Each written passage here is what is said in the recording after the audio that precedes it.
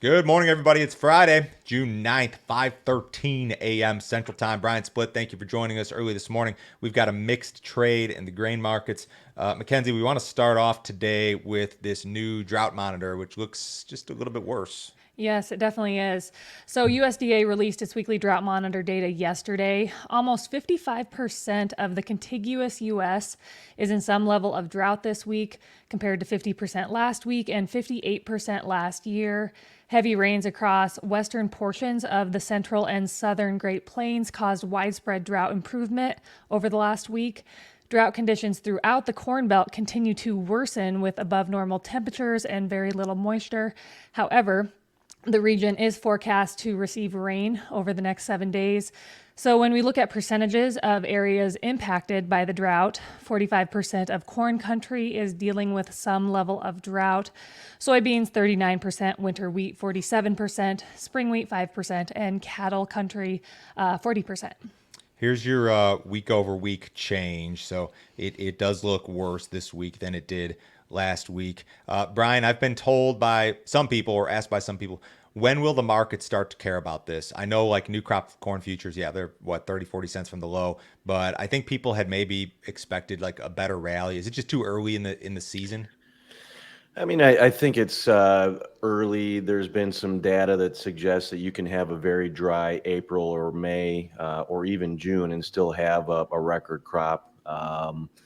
And I think the other part of the problem, too, is just the demand side of the balance sheet. Yeah. USDA is using an awful lot of demand year over year that they could easily take out over time to help accommodate a lower yield number.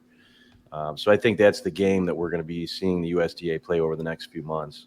I had to throw it in here. Here's the 2012 comparison again. It looks worse right now for this week in time than it did in 2012, I would probably argue. But this is June 6th and not July 6th, that extra month of time. If it still looks this bad a month from now, then you've probably got a serious problem on your hands, right? Yeah, so does the rain over the weekend verify in the Eastern Corn Belt is question number one. Does the rain that's in the extended part of the models verify is question number two. Yeah. And if the answers to those are yes, then we're not going to see a repeat of 2012. But if we get into, June 20th, June 30th, and it still looks like that, we're going to have a bigger story on our hands. There is a little bit of rain on the radar here this morning, Mackenzie. Yeah, rains are moving over eastern South Dakota this morning. Rain will continue into parts of Minnesota, Iowa, and Nebraska this weekend and into early next week. This morning's 7 day government forecast offers about 1 inch of rain to a good chunk of the Corn Belt over the next 7 days, although any sort of widespread storm system is lacking. The Euro model is mostly dry for Illinois and Indiana in particular this morning. The 10-day GFS is wetter by comparison. The longer-term GFS offers rain for the entire Corn Belt through June 25th, although many meteorologists believe that the output is too wet. Yeah, this GFS, any of the models really beyond 7, 8, 9, 10 days are not that great in terms of predicting rainfall. So this is going to be, again, a big deal like over the weekend, what kind of rain actually falls. Here's what fell just over the last 72 hours. There were areas that caught some rain, parts of southern Minnesota, looks like eastern part of the Dakotas, parts of central Iowa. But again, Brian, it's not just like a widespread sweeping system. This is like just kind of isolated stuff. No, and it's not enough. When you look at where the severe deterioration in conditions have been, especially Illinois as a whole state, and then looking into Indiana and Ohio, that's the area that we really need to see some improvement. And right now, it's this battle between the GFS and the Euro. The Euro is consistently drier. A couple, not last night, but the night before, the Euro went wet. We were down 10 right away in corn, and then you wake up in the morning and the Euro is drier, and we recover. So this is the battle of trading the weather market right now. Yeah, the way it looks right now, I mean, it looks like Illinois and Indiana are just going to kind of be shut out. And now the rains are going to be all around those areas. Like down in my neighborhood in Tennessee, it's going to be wet. And in Missouri, it's going to be wet. And the plains are going to be wet. And parts of Iowa may be wet. But this area here, this Illinois, Indiana, Ohio area, there's a lot of corn in that area. So this This absolutely matters. And guys, once we get to Sunday night, the forecasts matter. Quick plug here, of course. We do our pre-open weather video every Sunday at about 6 p.m. Central Time before the markets open. We'll run through the model changes, what we think it means for the market. If you guys want to see the premium stuff, you want to see this video this Sunday, go to standardgrain.com. $50 a month. Sign up this morning, guys. So USDA will release its monthly crop production and WASDE reports here this morning at 11 Central Time. While the USDA does not typically adjust its U.S. corn and soybean yield projections in June, it has happened on a few occasions. Traders generally expect to see reduced U.S. demand projections on the corn, soybean, and wheat balance sheets. The June 30th planted acreage and grain stocks report is typically the bigger report this month. Are they going to change the yields today, Brian?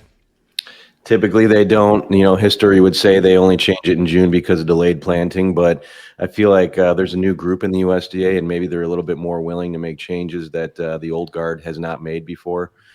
So I'm not going to hold my breath waiting for a yield change, but I think it's more possible now with this group than it has been previously. So if USDA comes out today, guys, and they leave the corn yield unchanged at 181.5, I don't think that means necessarily that USDA is still on board with the trend yield. What it means is that they're following procedure and that they'll ultimately, I think they're going to have to come down given these dry conditions. Maybe it's not by a lot at some point, but I think an unchanged number, like it doesn't mean that, USDA still says 181.5. They're saying it, but I think it's just more of a procedural thing. Are you looking for demand reductions like everybody else? Yeah, we should see some demand reductions on the export side of things again. That's been the theme over the last several months, and I think that theme will continue. Yeah, that's the one change on the U.S. balance sheets that you should see. If you see anything on the new crop U.S. balance sheets, again, maybe it's a yield change, but it would probably be more like a beginning stocks type thing via reduced old crop demand. Not a ton of changes expected on the global balance sheets. Maybe the Argentina numbers come down a little bit, but report out at 11 a.m. Central Time, guys. So according to NOAA, El Nino is officially here. The influence of El Nino is expected to be weak throughout the summer and intensify in late fall through spring. During the summer, the weather pattern typically causes the southern U.S. to experience cooler, wetter weather. The northern U.S. usually experiences warmer temperatures and drier than average conditions. Growing conditions in the Midwest usually benefit from El Nino because it increases the likelihood of precipitation. It's official. It's official, Brian. Does this mean anything to you? It doesn't mean anything to me. No, if I'm trying to, look at the wording here, it suggests that the El Nino pattern is here, but it's going to be weak through summer. So how much influence is that going to have during the growing season? And I think the phrase that we just all need to keep our ears open for is northwest flow. If we start hearing the meteorologists talk more and more about that idea, then that should suggest we're going to have some good systems come through the Midwest. But I want to hear that come out of their mouths before I get aggressively bearish. Okay, so first thing, there's almost always some sort of El Nino or La Nina every year. This is a story you hear about every year. Secondly, for me, I think the market cares about the forecast for the next 7 days and doesn't really have much interest in this longer term stuff. I know it's interesting to talk about. It definitely is. It just doesn't do a whole lot for me that this is the headline that, oh, it's official now. I don't think the markets care. I don't think traders care. I think we're focused a lot more on the short term stuff that is sometimes able to be predicted. The S&P 500 gained 0.6% on Thursday and advanced into a new bull market. The index is up 20% from its closing low last October. A 20% increase from a low is the standard measure for defining the end of a bear market and moving into a bull market. The Dow Jones also had a positive day, gaining 0.5%. The NASDAQ gained 1% and is now up 30% from its closing low last December. Same thing, Brian. It's official. Bear market's over. Buy it. Yeah, just buy everything. Don't worry about it. There's no risk. It's a bull market now. Sure. You can't say that on sarcasm. You can't say that. Yeah, sarcasm in asterisks. Here's my wall of worry chart that you guys have seen before. The market has acted very, very well this year compared to last year. Last year, the S&P lost almost 20%. We are up 11.8% year to date, despite the fact that everybody's talking recession. Everybody's worried about the impact of higher interest rates. The stock market tends to bottom like early. I mean, the Fed hasn't even paused officially yet, and it looks like we're already off to the races. But just like in the El Nino thing, I mean, saying that we're officially out of a bear market does not mean a damn thing. This thing could collapse tomorrow. It's just a statistical measure of what the market has done, past action. It means absolutely nothing for the future. U.S. corn export sales are still poor. Net corn sales of 172,700 metric tons for the current marketing year were down 8% from the previous week, but up significantly from the prior 4-week average. Accumulated corn sales are down 36% compared to the same period last year.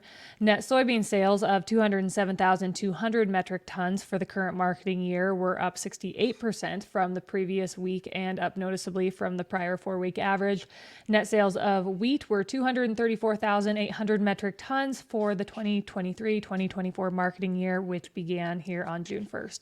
Brian, I don't know if you looked at the new crop numbers. We had net cancellations of new crop corn sales. Mexico, Honduras, Guatemala canceled some corn. New crop soybean sales were okay, but we've definitely got an export problem here. USDA says new crop corn exports for the new crop marketing are going to be up like 18% versus this year. I don't know a lot of people who are buying what they're selling in regard to that projection. Yeah, the only bright spot here is the old crop bean sales. We continue to Yeah. do that. We had China import a lot of beans in the month of May, but you're absolutely right. The new crop book stinks. And you should not see cancellations of a new crop purchase at this time of year. It's not a good look. And so with the USDA using roughly 750 million bushels more demand for the 23-24 crop versus 22-23, that's going to be the big problem moving forward. And maybe that demand does materialize to an extent, but it's not going to be at $5. That demand's waiting for $4. Yeah, and that's a tough pill to swallow if you're a farmer watching right now, that you need $4 corn to generate demand. If you're going to rally this market substantially, it's probably going to have to be a yield issue here in the U.S. because the demand just doesn't appear to be there. Mackenzie, cattle market was volatile yesterday, I guess. Yeah. So both live and feeder cattle futures closed an average of 90 cents lower on Thursday. Obviously, we all know we've had a couple down days in the cattle futures market, but the fundamentals still remain incredibly bullish for the futures market. Cash cattle trade was fairly limited on Thursday, but what was reported was pretty darn good. Down in the Texas Panhandle, fats traded at 185, which was $5 to $10 higher than last week. Box beef continues its upward climb. Choice was up 354 on Thursday, closing at 328.73, which was a high for this year. Select was up 254, closing at 304.10. Outside markets this morning, guys. U.S. dollars up a little bit. Stocks off just marginally. Bonds off a little bit. Precious metals mixed. Crude oil up 7 cents at 71.36 in the July WTI. Brian, do you predict anything for the report today? Big surprises? Anything out of left field? I think the only thing that would be a surprise is the USDA changing corn yield right now, just again, based on their standard protocol and history, that would suggest that would be a surprise. But other than that, I don't know what surprises we might see. Yeah, this is not one that's typically associated with surprises, but anything goes. USD 811. Everybody have a wonderful weekend. Thanks for joining me early, Brian and Mackenzie. We'll see you guys next week.